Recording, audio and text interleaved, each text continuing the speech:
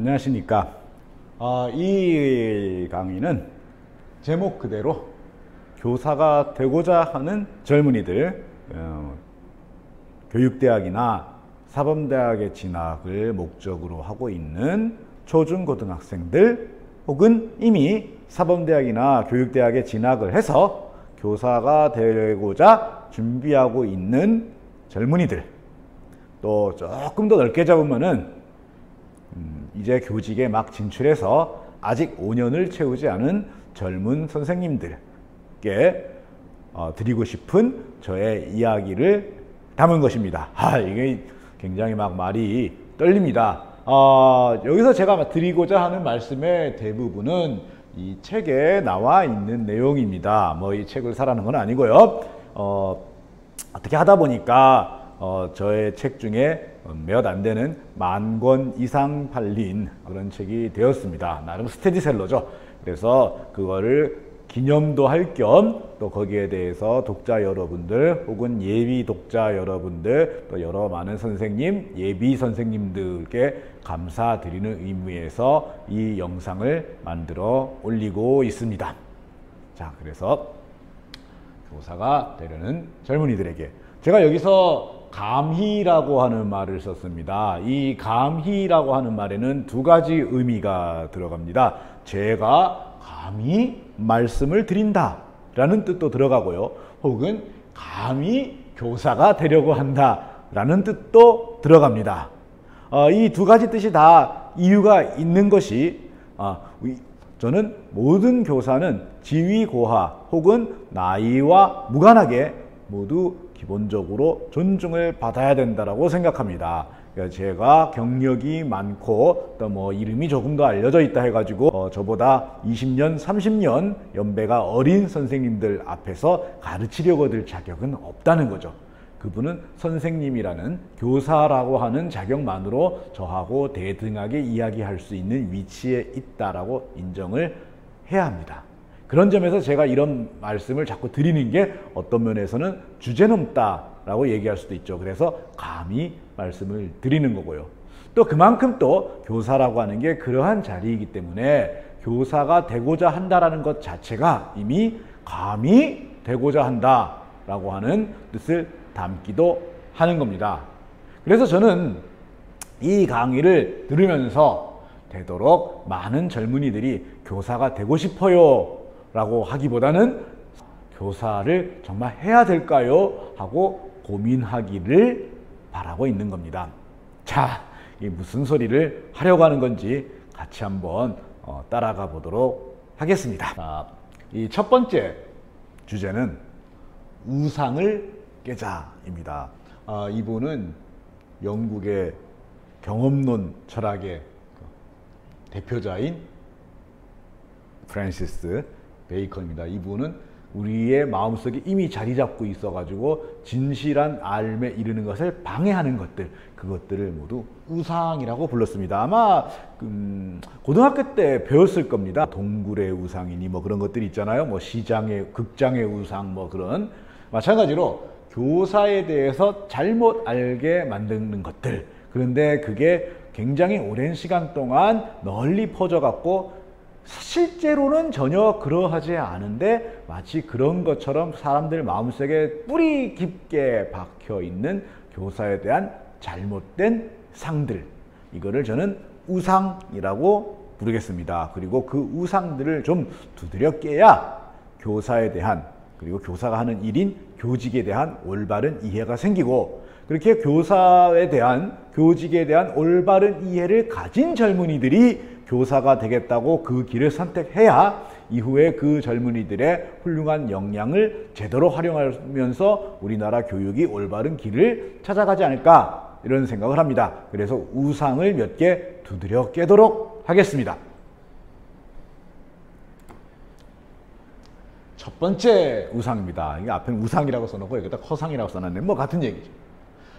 이 얘기 많이 들어보셨을 겁니다. 요즘 세상에 교사만, 직업인으로서의 교사만 있고 진정한 교육자인 스승은 없다, 이렇게 이야기를 합니다. 해마다 혹은 5월 15일만 가까워지면은 각종 언론에서 스승의 날은 다가오는데 스승은 어디 가고 교사만 있느냐 뭐 이런 기사들 나오고 거기에 막 댓글이 여러분 말대로 대망진창으로 달리고 막 그러지 않습니까? 그리고 많은 선생님들이 또 나는 왜 스승이 되지 못하고 기껏 교사에 머무르고 있느냐 뭐 이런 생각을 하면서 스스로 자책하기도 하고요. 이상한 일이요. 이 학교에 계시는 교사들, 선생님들이 보면 대체로 자책 성향이 굉장히 강합니다. 특히 초등학교, 중학교 선생님들이 보면 대체로 자책 성향이 강하고요. 학교 급이 높아질수록 자책 성향이 점점 낮아지는 것 같아요. 나중에는 좀 뻔뻔해지죠. 사실 우리나라 선생님들을 좀 뻔뻔할 필요도 있는데 말이죠. 너무 뻔뻔하지 않고 자책 성향 강하고 너무 겸손하다 보니까 그게 너무 당연한 걸로 돼버려 가지고 이 사회는 일단 뭔 일이 생기면은 교사를 일단 야단치고 보는 게 아주 버릇이 된 것 같습니다. 야단을 치면은 무조건 잘못했습니다라고 하니까 얼마나 재미있어요. 근데 교사라고 하는 걸 부끄러워한다는 건 정말 웃기지 않습니까? 나는 왜 스승이 아니고 교사일까? 이거는 정말 말도 안 되는 허상입니다. 일단 교사와 스승은 그 개념이 전혀 다른 말이기 때문이죠. 교사는 가르치는 것을 업으로 삼는, 그러니까 가르치는 일에 특화되어 있는 전문 직업입니다. 가령 의사가 병을 치료하는데 특화되어 있는 전문 직업인인 것과 마찬가지죠.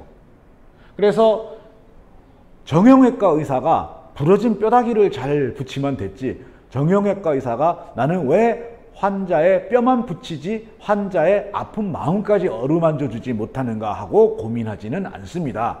우리가 정형외과 의사에게 바라는 것은 부러진 뼈, 늘어난 인대를 고통을 덜 주면서 빠르게 회복시키는 거지, 그 환자의 마음을 살피고 환자로부터 존경받고 뭐 이러는 건 아니기 때문이죠.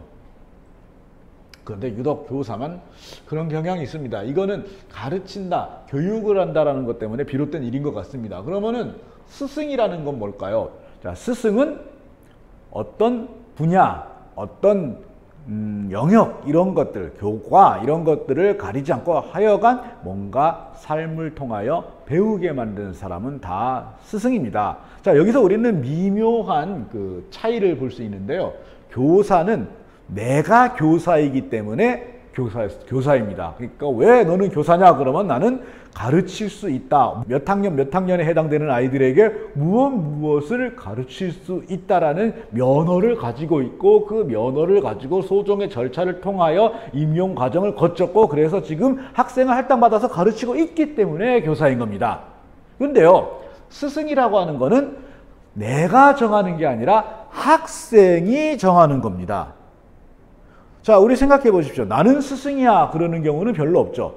나는 교사야 그러긴 합니다. 그러면은 스승이라는 말은 누가 부르니까 항상 우리 삶에 굉장히 많은 영향을 주고 내가 이렇게 따르고 싶은 어떤 어른이 계시면 뭐라고 불러요? 아, 스승님 이렇게 부릅니다. 그러니까 스승은 결과적으로 배움을 일어나게 만든 사람입니다. 그리고 그 결과는 누가 확인할 수 있나요? 배운 사람이 확인할 수 있습니다. 그래서 교사이지만 스승이 아닐 수도 있고요. 교사가 아니지만 스승일 수도 있다라고 하는 얘기입니다. 가령 내가 사회시간에 수업을 열심히 합니다. 사회시간에 수업을 열심히 해서 내가 아이들을 비포, 애프터 비교할 때 많은 변화가 일어나게 했습니다. 그러면 나는 교사로서 충분한 역할을 한 거죠.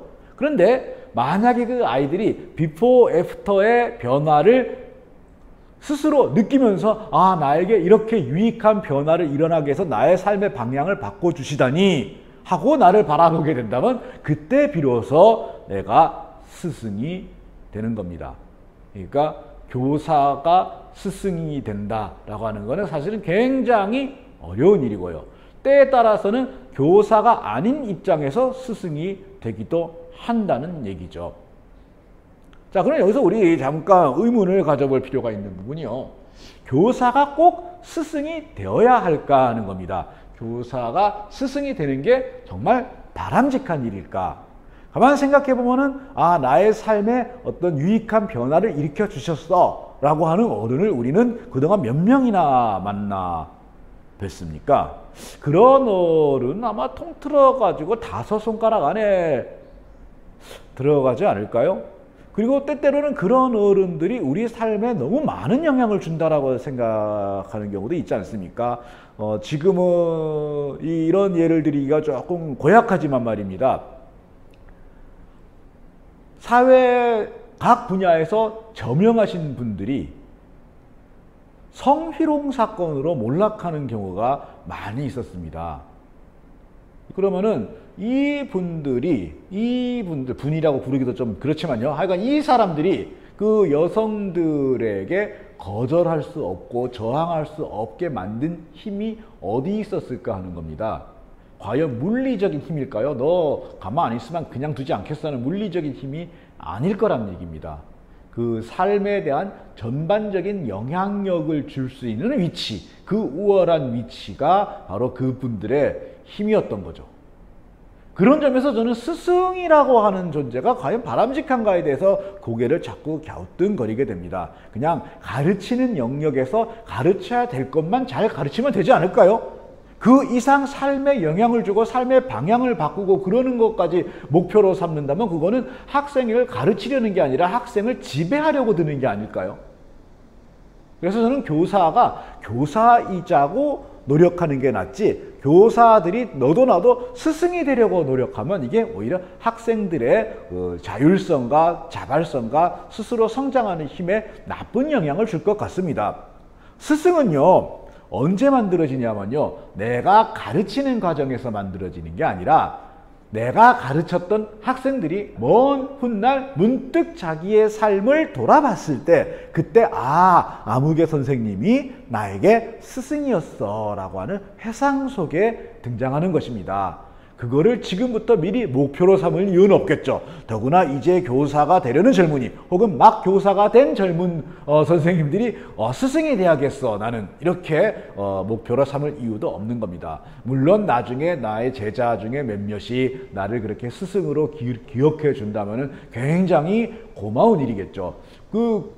부모와 스승은 같다고 하지 않습니까? 요즘 부모가 자녀를 몇이나 낳습니까? 많아야 2, 3 아닙니까? 그렇다면 우리 평생에 나중에 나를 스승으로 기억해주는 제자가 2, 3 정도만 돼도 그 사람의 교육자로서의 일생은 굉장히 성공적이라고 할 수 있지 않겠습니까? 그렇다면 나를 스승으로 불러줄 그 2, 3명을 목표로 교사로서의 삶을 살아가시려고 합니까? 아니면 그거는 내가 교사로서의 일을 성실히 수행하다가 나타난 우연한 긍정적인 사이드 이펙트 정도로 생각하시겠습니까? 당연히 두 번째로 생각하는 쪽이 훨씬 유익하지 않겠습니까? 그래서 저는 선생님들께 혹은 선생님이 되고자 하는 젊은이들께 이렇게 말씀드리고 싶습니다. 굳이 스승이 되려고 하지 말자. 일단 전문가로서 교사부터 먼저 되자. 그리고 스승이 될지 말지는 그거는 내가 전문가로서 교사의 일을 성실히 수행하는 가운데 우연히 학생들이 판단하고 그렇게 정할 일이다. 이렇게 말입니다. 자, 그래서 첫 번째 우상에 대해서 망치질을 합니다. 스승의 우상. 교사는 스승이 아니다. 네, 오늘 여기까지 말씀드리도록 하겠습니다. 고맙습니다.